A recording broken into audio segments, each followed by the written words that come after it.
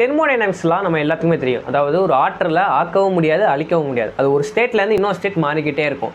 அதே லா தான் நமக்கும், அதே லா தான் யூனிவர்ஸுக்கும். யூனிவர்ஸுக்கும் நமக்கும் வேறு வேறு லா கிடையாது. நம்ம இப்போ உருவாயிருக்கோம்னா நம்மளுக்கு அழிவு கண்டிப்பாக இருக்கும். ஆனால் நமக்குள்ள எனர்ஜி வந்து அதோடய மாறிக்கிட்டே போய்ட்டுருக்கும். அந்த லா படி பார்த்தோம்னா நம்ம ஏஜ் வந்து சாதாரண ஒரு ஃபிசிக்கல் ஏஜ் தான் நம்ம சொல்லிகிட்டு இருக்கோம். ஆனால் அந்த எனர்ஜி நமக்குள்ளே இருக்க அந்த எனர்ஜி வந்து பார்த்தீங்கன்னா பிக் பேங் எப்போ ஸ்டார்ட் ஆச்சு, 13 பில்லியன் வருஷத்துக்கு முன்னாடி நடந்த பிக் பேங். அங்கே உருவான அந்த ஆற்றல் அப்போ உருவாக்க முடியாது. ஆனால் அந்த ஆற்றல் வந்து அப்படியே மாறிக்கிட்டே வந்து இப்போ நமக்குள்ளே அந்த ஆற்றல் இருக்குது. இந்த ஆற்றல் நம்ம அழிஞ்சாலும் அந்த ஆற்றல் வேற ஒரு இதாக மாறிக்கிட்டே போயிட்டே இருக்கும். அப்போ நம்ம ஏஜ் வந்து 13 பில்லியன் வருஷம் அப்படின்னு நம்ம ஈஸியாக சொல்லிக்கலாம். இதை தான் நோபல் பிரைஸ் வென்ற ராஜர் பென்ரோஸ் நம்ம பிக் பேங் முன்னாடி வேற ஒரு யூனிவர்ஸ் இருந்திருக்கலாம், அந்த யூனிவர்ஸ் அழிஞ்சா அந்த ஆற்றல்னால பிக் பேங் மாதிரியோ இல்லை அது மாதிரி வேற ஏதோ நிகழ்வு நடந்து நம்ம வாழ்கிற இப்போ கேலக்ஸி இந்த மாதிரி உருவாயிருக்கலாம் அப்படின்னு சொல்கிறாரு. அதாவது எனர்ஜி வந்து டிரான்ஸ்ஃபர் ஆகி போயிட்டே இருக்கும். இப்போ நம்ம வாழ்கிற பிரபஞ்சம் கூட அழிஞ்சு போய் மறுபடியும் அந்த ஆற்றல் மட்டும் அழியாமல் வேற ஒரு இதாக தோன்றி அது அப்படியே போயிட்டே இருக்கும். அது ஸ்டேட் மாறிக்கிட்டே இருக்கும். இந்த பிரபஞ்சமும் நம்மளும் வேறு கிடையாது. நம்மகிட்ட இருக்க ஒரு கார்பன் ஆட்டம் ஏதோ ஒன்று அந்த ஒரு நட்சத்திரங்களே இருக்குது. நட்சத்திரங்களில் இருக்க ஏதோ ஒரு டஸ்ட்டு நமக்குள்ளேயே இருக்குது. அதை தான் அண்டத்தில் இருக்கிறது பிண்டத்தில் இருக்குது அப்படின்னு சொல்லுவாங்க. நம்மளும் யூனிவர்ஸும் வேறு கிடையாது. ரெண்டுமே ஒரே ஆனது தான். நம்ம எல்லாருமே ஒரு ஸ்டார் டஸ்ட் அதுலேருந்து தான் உண்டாயிருக்கும். அதே மாதிரி தான் நம்ம சூரியனாக இருக்கட்டும், நம்ம கிரகங்களாக இருக்கட்டும், நம்ம சோலார் சிஸ்டமாக இருக்கட்டும், நம்ம கேலக்ஸியாக இருக்கட்டும், எல்லாத்துக்குமே அழிவுன்றது ஒன்று இருந்துக்கிட்டே இருக்கும். ஆனால் அது யூஸ் பண்ணுற அந்த எனர்ஜி மட்டும் ஒரு ஸ்டேட்லேருந்து இன்னொரு ஸ்டேட் மாறி அது வேறு ஒரு நட்சத்திரமாகவோ வேறு ஒரு கிரகமாகவோ அந்த மாதிரி பல விஷயங்களாக அது மாறிக்கிட்டே இருக்கும். ஓகே, அப்படி சோலார் சிஸ்டம் எப்படி அழியும் அப்படின்றத பற்றி போன வீடியோவில் பார்த்தோம்னா, இந்த வீடியோவில் சோலார் சிஸ்டம் இருக்கிற நம்மளோட மில்கிவே கேலக்ஸி அது எப்படி அழியும், அது என்ன மாதிரி அழியும் அப்படின்றத பற்றி நம்ம பார்க்கலாம். வாங்க இன்றைக்கான வீடியோக்குள்ளே போகலாம்.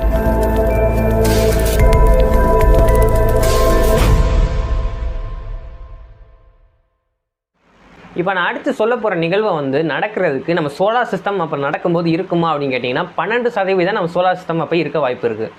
மீதி உள்ள பெர்சன்டேஜ் எல்லாமே சோலார் சிஸ்டம் அழிஞ்சதுக்கப்புறம் தான் நான் சொன்ன அந்த நிகழ்வு நடக்க போகுது. அது என்னன்னா 2 கேலக்ஸிஸ் ஒன்றாகிறது. 2 கேலக்ஸி, அதாவது நம்மளோட மில்கிவே கேலக்ஸியும் நம்மளை தொடர்ந்து பின்னாடி இருக்கிற ஆண்ட்ரோமேடா கேலக்ஸியும் ரெண்டுமே கொலாய்ட் ஆகி ஒரே கேலக்ஸியாக மாறும். அந்த நிகழ்வு நடக்கும்போது நம்ம சூரிய குடும்பம் மோர் ஓவர் வந்து அப்போ அழிஞ்சு போயிருக்கும் சுத்தமாக. அப்போ இந்த சோலார் சிஸ்டம் அழிஞ்சதுக்கப்புறமா மனிதர்கள் வாழ்வாங்களா, பக்கத்து நட்சத்திரங்களை வாழ்வாங்களா அப்படின்னு கேட்டிங்கன்னா ரொம்ப வாய்ப்பு கம்மியாகவும் இருக்குது, இல்லை கம்மியாக இல்லாமல் அதிகமாகவும் இருக்கும். அதாவது ரெண்டையுமே வந்து பேலன்சிங்காக இருக்குது. நம்மளால் உறுதியாக எதுவுமே சொல்ல முடியாது இப்போதைக்கு. அப்போ இந்த நிகழ்வு எப்போ நடக்கும்னு கேட்டிங்கன்னா கிட்டத்தட்ட 4.5 பில்லியன் இயர்ஸுக்கு அப்புறம், அதாவது 480 கோடி வருஷத்துக்கு அப்புறம் நம்ம மில்கிவே கேலக்ஸியோட ஆண்ட்ரோமேடா கேலக்ஸி ரெண்டும் மோதி ஒரே கேலக்ஸியாக மாறும். அப்படி ஒரே கேலக்ஸியாக மாறும்போது பல பேரழிவுகள் நடக்கும். அதாவது ஒவ்வொரு நட்சத்திரமும் மோதிக்கிற அந்த வாய்ப்புகள் இருக்குது. அதுவும் இல்லாமல் நம்ம கேலக்ஸியில் இருக்கிற பிளாக் ஹோலும் ஆண்ட்ரோமேடா கேலக்ஸியில் இருக்க பிளாக் ஹோலும் ரெண்டும் மிக்ஸ் ஆகும். அப்படின்னா பைனரி பிளாக் ஹோலாக மாதிரி ரெண்டும் ஒன்று சுற்றி வந்துக்கிட்டே இருக்கும். ஐன்ஸ்டைன் ப்ரெடிக்ட் பண்ண கிராவிடேஷனல் வேவ்ஸை 2012 அப்போ நம்ம உறுதிப்படுத்தணும். அது எப்படின்னா இதே மாதிரி தான் 2 பிளாக் ஹோல் வந்து சுற்றும் போது ஏற்பட்ட கிராவிடேஷனல் வேவ்ஸை நம்ம டிடெக்ட் பண்ணி இந்த மாதிரி இந்த பிரபஞ்சத்தில் பிளாக் ஹோல் வந்து ஒன்று சுற்றிட்டு வரும் அப்படின்றத நம்ம உறுதி பண்ணோம். அது எப்படி அப்படின்றது இந்த மாதிரி நம்ம கேலக்ஸி வந்து ஒன்று சேரும்போது கொலாய்ட் ஆகும்போது அதில் இருக்க பிளாக் ஹோலும் இதில் இருக்க பிளாக் ஹோலும் ஒன்றாகி நம்ம இந்த மாதிரி நடக்கும் அப்படின்றத பற்றி தெரிஞ்சுக்கிட்டோம். அப்படி மில்கிவே கேலக்ஸி ஆண்ட்ரோமேடா கேலக்ஸி மோதும்போது ஒரே கேலக்ஸியாக மாறும். அதுக்கும் விஞ்ஞானிகள் பேர் வச்சுருக்காங்க, அதாவது நிறைய பேர் வச்சுருக்காங்க. அதில் ஃபேமஸ் ஆனது மில்கோமேடா கேலக்ஸி அப்படின்ற பேரை வச்சுருக்காங்க. நம்ம கேலக்ஸியை கம்பேர் பண்ணும்போது ஆண்ட்ரோமேடா கேலக்ஸி ரொம்ப பெருசு. நம்மகிட்ட இருக்க ஸ்டார்ஸை விட அங்கே இருக்க ஸ்டார்ஸ் நிறையா. அதாவது இங்கே 2 ட்ரில்லியன் ஸ்டார்ஸ் இருக்குன்னா அங்கே 2.5 ட்ரில்லியன் 3 ட்ரில்லியன் ஸ்டார்ஸ் வரைக்கும் இருக்குது. பிக் பேங்க் அப்புறம் நம்ம யூனிவர்ஸ் வந்து எக்ஸ்பேண்ட் ஆகிட்டே இருக்குது. அதனால நம்ம கேலக்ஸியும் சேர்ந்து எக்ஸ்பேண்ட் ஆகிட்டே இருக்குது. அப்போ நம்மளோட கேலக்ஸி வந்து 210 km/s அப்படின்ற வேகத்தில் நம்ம கேலக்ஸி வந்து இந்த பிரபஞ்சத்தில் விரிவடைஞ்சு போய்கிட்டே இருக்குது. நம்மளுக்கு பின்னாடி இருக்க அந்த கேலக்ஸி ஆண்ட்ரோமேடா கேலக்ஸி பார்த்தீங்கன்னா 110 km/s அப்படின்ற வேகத்தில் நம்மளை தொடர்ந்து வந்துக்கிட்டே இருக்குது.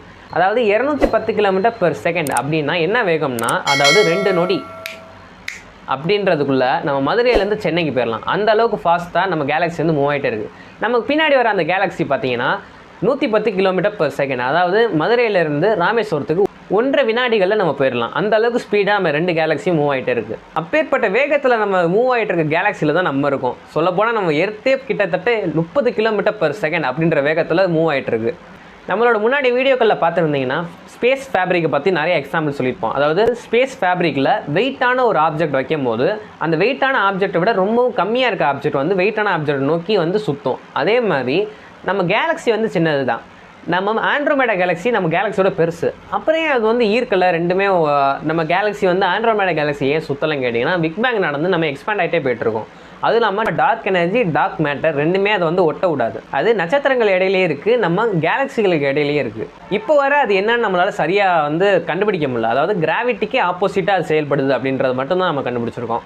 இப்படி 1-2 கேலக்ஸி மட்டும் இணையுமா நீங்கள் கேட்டிங்கன்னா அப்படி இல்லை.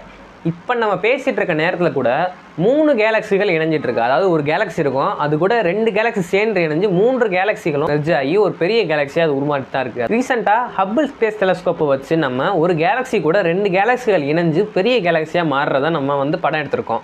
அதே மாதிரி 3 கேலக்சிகள் இணையிறது இந்த மாதிரி 7 இது நம்ம கண்டுபிடிச்சிருக்கோம். அந்த 7மே பார்த்தீங்கன்னா 2.5 மில்லியன் லைட் இயர்ஸ்லேருந்து 1 பில்லியன் லைட் இயர்ஸ் வரைக்கும் தொலைவுகளில் அது நடந்துட்டு இருக்கு. கற்பனையாக ஒரு நிகழ்ச்சியை நம்ம நினச்சி பார்ப்போம். அதாவது 4.5 பில்லியன் வருஷத்துக்கு அப்புறம் தான் நம்மளோட கேலக்ஸி ஆண்ட்ரோமேடா கேலக்ஸியும் ஒன்றாகும். ஒருவேளை இப்போ நம்ம இருக்கிற சூரியன் இப்போயே நம்ம 2 கேலக்ஸியும் மெர்ஜ் ஆச்சுன்னா என்ன ஆகும் அப்படின்ற பற்றி பார்க்கலாம். அப்படி மெர்ஜ் ஆகும்போது அங்கே உள்ள ஸ்டார்ஸ் இங்கே உள்ள ஸ்டார்ஸ் ரெண்டுமே கொலாய்ட் ஆகும். கொலாய்ட் ஆகும்போது ஒரு சில ஸ்டார்ஸ் மேலே நம்ம ஸ்டார்ஸ் மோதுறதுக்கு வாய்ப்பு இருக்குது. அதாவது சூரியனுக்கு மேலே வந்து வேறு நட்சத்திரங்கள் வந்து மோதுற அந்த வாய்ப்புகள் நிறையா இருக்குது. அப்படி நடக்கும்போது பெரிய பேரழிவுகள் ஏற்படும். மோத வர ஸ்டார் நம்மளை விட ஒரு பெரிய ஸ்டாராக இருந்துச்சுன்னா கண்டிப்பாக நம்ம வந்து ரொம்ப பயந்தான் ஆகணும். நம்ம சூரியனை விட மிகவும் ஒரு கம்மியான ஒரு நட்சத்திரமாக இருந்தாலும் நம்ம பயந்தான் ஆகணும். ஏன்னா எப்படி இருந்தாலும் நம்ம பூமி அழிகிறது கண்டிப்பாக நிச்சயம்தான். ஆனால் நல்ல வேலை அது 4.5 பில்லியன், அதாவது 400 கோடி வருஷத்துக்கு அப்புறம் தான் நடக்க போகுது. அதனால் நம்ம வாழ்கிற அந்த பூமிக்கும் அழிவு இருக்குது, சூரியனுக்கும் அழிவு இருக்குது, சூரிய மண்டலத்துக்கும் அழிவு இருக்குது, நம்ம வாழ்கிற கேலக்ஸிக்கும் அழிவு இருக்குது, பிரபஞ்சத்துக்கும் அழிவு இருக்குது. அதனால் நம்ம இருக்கிற காலத்தை நம்ம பொன்னான நேரம், நம்ம வாழ்கிறதே பெரிய விஷயம். அது இல்லாமல் நம்ம 6 அறிவு கொண்ட ஒரு உயிரினம். நம்மளுக்கு வந்து இந்த அளவுக்கு வந்து நம்ம பிறக்கிறதுக்கு முன்னாடி எப்படி இருந்தது, நம்ம பிறந்து இறந்ததுக்கப்புறமும் எவ்வளோ வருஷத்துக்கு அப்புறம் என்னென்னலாம் நடக்கும் அப்படின்ற வரைக்கும் நம்ம கணிச்சிருக்கோம். அதனால் இந்த மாதிரி பல விஷயங்களை தெரிஞ்சுக்கோங்க. என் கூட சேர்ந்து ட்ராவல் பண்ணுங்கள். இன்னும் பல ஆச்சரியமான விண்வெளி தகவலோட அடுத்த வீடியோவில் பார்க்குறேன். நன்றி, வணக்கம்.